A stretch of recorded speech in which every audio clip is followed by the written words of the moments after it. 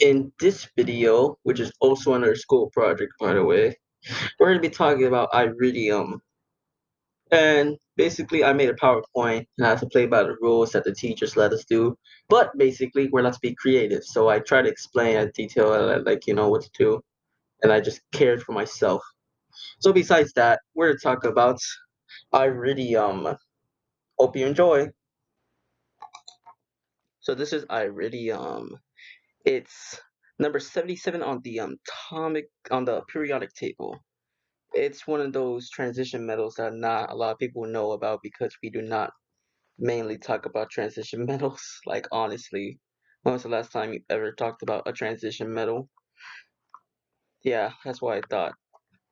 So, anyways, when did it first appear? In 1803, British chemist Stephenson Tennant actually discovered it, and he first discovered iridium and ordonium, and this is what he looked like. And how he found it was like a metal plate with a stick. It's like a metal board, but it's like, I don't know. I think he found it with more electricity more into it, so it conducts a lot of energy.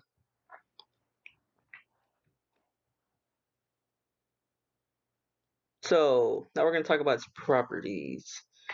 So its state of matter is 0.12, and its melting point is 2720 K. Its boiling point is 4700 K. Its density is 22.4 G centimeters at 3, no cubed, you know.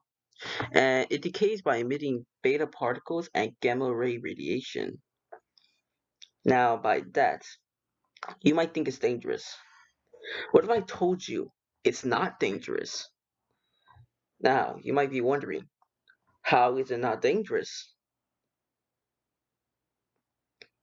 Well, actually, as you see, iridium is a bulk metallic form, biologically important or hazardous due to health due its lack of reactivity with tissues.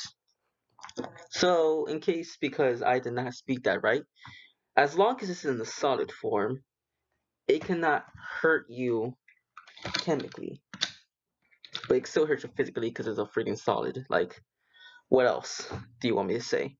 So, as chemical reactions, when exposed to air, it reacts to oxygen and form a thin layer iridium dioxide. At high temperatures, the metal becomes more reactive. So, as a solid, it's okay. Once it becomes more high to temperatures, it will become more thin. It will look like that. That's just a depiction. Alright. Alright, so for interpretation, let's say I got this thing. The little failure thing. Now what happens if I open it? Let's pretend when we open it, we're making it become thin. So this is what happens to it. It just slowly but surely becomes more thinner and thinner and thinner. You cannot see. Hold on a second. Let me get to that. I'll actually make it thinner.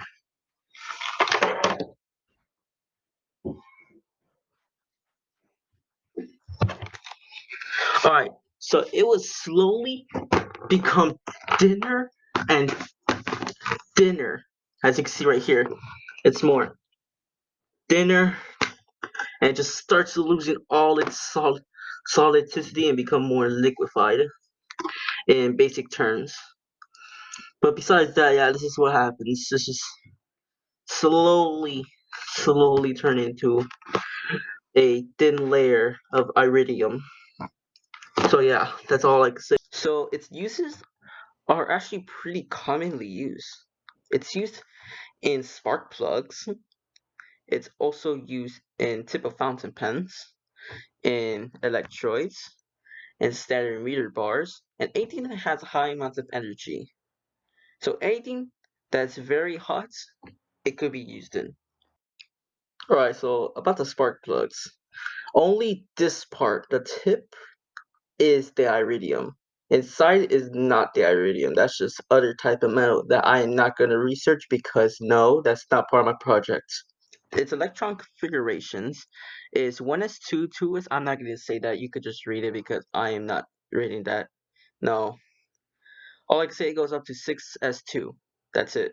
The end. That's all you get.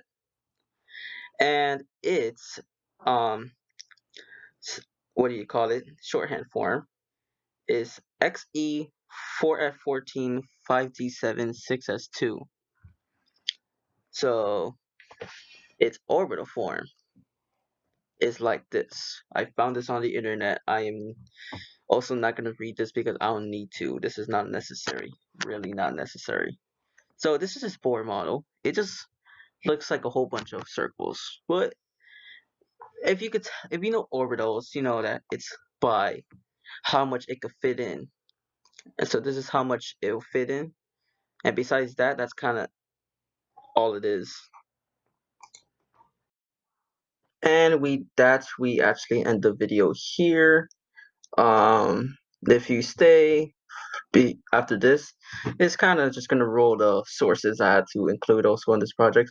But besides that, that's kind of it for the video. If you kind of enjoy this, you should really subscribe, you know. And besides that, I'll see you all soon. Peace.